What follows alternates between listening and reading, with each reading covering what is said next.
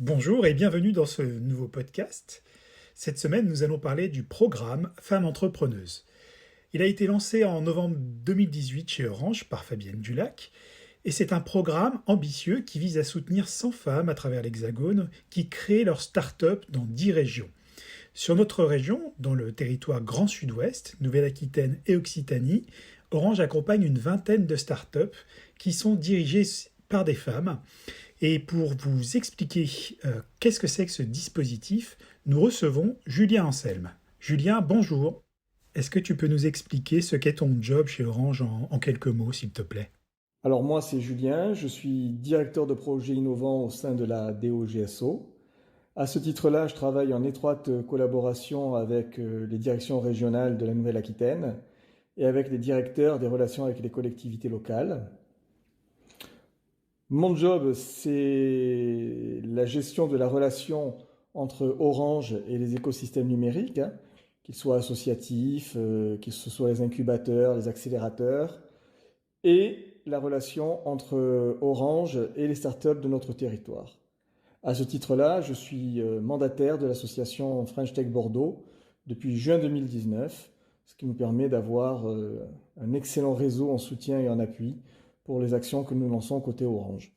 Alors raconte-nous ce qu'est le programme Femmes entrepreneuses d'Orange.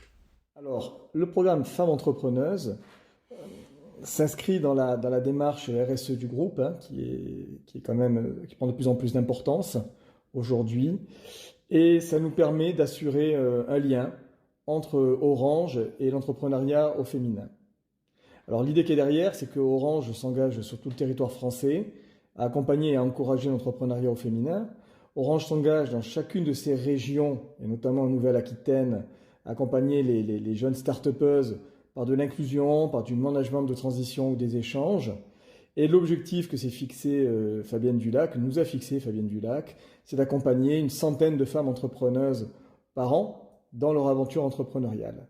Cette année, en 2020, sur la région, sur le périmètre de la DOGSO, sur la région Occitanie et sur la région de Nouvelle-Aquitaine, on a accompagné une vingtaine d'entrepreneuses, une dizaine en Nouvelle-Aquitaine, une dizaine en Occitanie, et le programme a constitué principalement à les mentorer, à les soutenir et à les mettre en visibilité. D'accord. Alors en quoi le programme Femmes entrepreneuses s'inscrit-il dans les engagements d'Orange en France? Le programme Femmes Entrepreneuses est très proche de l'engagement d'Orange France, parce que c'est Fabienne Dulac qui l'a quand même façonné à sa main. L'idée qu'avait Fabienne là derrière, c'était vraiment de bousculer un petit peu un contexte souvent plus complexe qu'il n'y paraît pour l'entrepreneuriat au féminin, et d'aider ces femmes entrepreneuses à se développer de manière plus structurée et plus rapidement. En effet, on sait qu'en France, à peu près seulement 10% des startups sont fondées par des femmes, et seulement 7% ont accès à des levées de fonds, ce qui est très très faible. Et pourtant, les entreprises comptant au moins une créatrice sont 63% plus performantes que celles créées par des hommes exclusivement. De ce constat et de notre volonté aujourd'hui de lutter contre les discriminations, et c'en est une quelque part, est né le programme Femmes entrepreneuses d'Orange. Oui, d'accord, c'est clair. Et concrètement, comment ça se passe sur notre territoire Grand Sud-Ouest? Et quelles sont les startups sélectionnées par Orange? Cette année, on a choisi de sélectionner une vingtaine de startups. Je ne vais pas vous les présenter une par une, je vais vous raconter l'histoire de 3 startups qu'on a sélectionnées qui se sont retrouvées particulièrement en adhérence avec les engagements que l'on a pu avoir à traiter au travers de la crise du Covid. Je commencerai par vous parler de Ninesti, qui est une startup qu'on a mis en lumière. Ninesti fait une application mobile pour aider les EHPAD à mieux communiquer entre les familles et les résidents d'un côté. Et vous l'avez tous en tête, avec le confinement et le confinement extrêmement fort qu'on a connu dans les EHPAD. C'est un sujet qui a vraiment été mis en lumière, et elle a pas mal chauffé, elle, par contre, pendant la crise Covid en termes d'activité. Et tant mieux pour elle. L'autre sujet dont j'aimerais vous parler, c'est le potager d'à côté. Alors, le potager d'à côté, c'est une plateforme qui a été conçue pour acheter et vendre des fruits et des légumes de saison entre professionnels ou particuliers. L'idée qui est derrière, c'est de favoriser le consommé local, les circuits courts, et de permettre à des professionnels, des maraîchers du coin, ou même à des particuliers qui ont des jardins et des surplus en termes de fruits et légumes, de pouvoir les vendre à leurs voisins.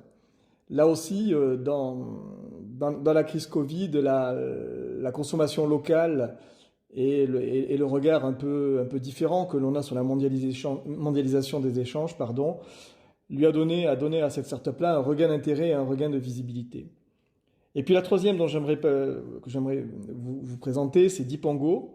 Alors Dipango, elles ont créé un jeu sur tablette où les enfants sont acteurs. Les enfants sont acteurs dans le sens où l'histoire, la tablette leur raconte des contes, hein, et ils doivent répondre à un challenge physique dans leur chambre, dans le lieu où ils sont présents, pour construire l'élément que demande l'histoire pour passer à l'étape d'après. On trouve ça très sympa parce que d'abord elles l'ont mis elles l'ont mis en téléchargement gratuit, pardon, pendant la période du Covid parce qu'il y avait beaucoup d'enfants et de jeunes enfants qui étaient à domicile et il fallait les occuper. Et puis nous, côté Orange, on les accompagne notamment avec mes collègues de la Com Room de Pessac, parce que dans cette interaction entre la réalité et le virtuel qui est l'histoire, on essaie de regarder comment les étiquettes sans contact, les étiquettes NFC, qu'on pourrait poser sur des objets, permettraient effectivement de valider le fait que l'enfant a bien réalisé ce qu'on lui demandait. Exemple, pour traverser la rivière, il faut créer un pont, donc l'enfant dans sa chambre ramasse ce qu'il peut ramasser comme jouet autour de lui, crée un pont, pose son étiquette NFC dessus, alors qui sera derrière une brique du pont par exemple de dessiner, et puis il pose sa tablette dessus et ça déclenche automatiquement la suite de l'histoire. Voilà, c'est les trois sujets, mais elles sont toutes intéressantes hein, sur les 20. Mais moi, je vais faire juste un petit focus sur ces trois-là qui par le biais de la crise Covid, ont rebondi et ont eu un surcroît d'activité. Ah oui, très bien. Donc, trois bons exemples à découvrir, l'Inesti, le potager d'à côté et Dipango. Du coup, j'imagine que vous n'êtes pas lancé dans l'aventure tout seul, que vous êtes accompagné de partenaires. J'aimerais savoir comment vous accompagnez du coup ces startups et en particulier sur le digital. Est-ce que tu peux nous raconter ce que vous avez mis en œuvre? Alors, pour l'accompagnement de ces startups, cette année, on est parti sur quatre pivots. La première, ça a été de créer un projet tutoré avec les étudiants de l'Université de Bordeaux pour faire des vidéos de présentation de ces femmes entrepreneurs et de leur vision de l'entrepreneuriat au féminin. Donc on a réalisé comme ça une vingtaine de vidéos qui sont présentes sur une chaîne YouTube et on a travaillé avec mes amis de la Comdeo un plan de communication à travers les réseaux sociaux qui a été assez éclairant puisqu'on peut en faire le bilan aujourd'hui parce qu'on a passé les 20 vidéos. On a eu, ne serait-ce que sur Facebook, je ne compte pas Twitter ni LinkedIn, mais que sur Facebook, on a eu à peu près une portée de 8 millions, c'est-à-dire 8 millions de personnes qui, à travers nos comptes Facebook, ont pu avoir accès à ces vidéos et les voir, ce qui est quand même assez énorme. Et puis à côté de ces vidéos de présentation des start-upers, de l'animation qu'on en a fait, on a développé avec nos collègues en interne des modules de coaching, donc de coaching personnel, hein, c'est les mêmes coachs qui nous coachent à nous dans l'entreprise, qui ont fait, alors bien évidemment, Covid oblige, elles ont fait du coaching en vidéo, mais elles ont relevé le défi, elles ont mis en place leur module de coaching. Et puis, puisque la question de nos partenaires est présente, faut savoir que ces actions-là, moi je les mène avec deux institutions que sont le réseau des premières, alors les premières en Nouvelle-Aquitaine, les premières en Occitanie, et la ruche qui aussi fait de l'incubation au féminin. D'ailleurs, à ce sujet de ce partenariat, on a monté sur le mois de juin une série de webinars au travers d'un événement qui s'appelle les We Days, où on met en avant justement un peu le sujet d'aujourd'hui d'ailleurs. Hein, c'est qu'est-ce que l'entrepreneuriat féminin et comment il a réussi à passer, à vivre la crise Covid. Ce webinaire passera le 24 juin. Derrière tout ça, on leur propose aussi un accès à la presse, à la PQR. Et puis on leur propose aussi beaucoup de mise en réseau. Alors mise en réseau en interne auprès de mentors du groupe, mise en réseau auprès de nos experts. On a quelques-uns à Paris, on en a quelques-uns au Technocentre qui viennent aider les start-upers à monter leurs solutions, à porter leurs produits. Et puis mise en réseau en externe aussi, parce qu'elles ont besoin d'avoir accès à du financement, à du subventionnement public, etc. Et on a un peu d'entre-gens, donc on leur en fait profiter bien amicalement. En effet, c'est très complet comme accompagnement, bravo. Et il y a une suite pour ce programme? Alors ce programme, il a une saisonnalité. Hein. La saisonnalité sur notre région des OGSO, Grand Sud-Ouest, elle démarre en janvier et elle s'achève en général en septembre.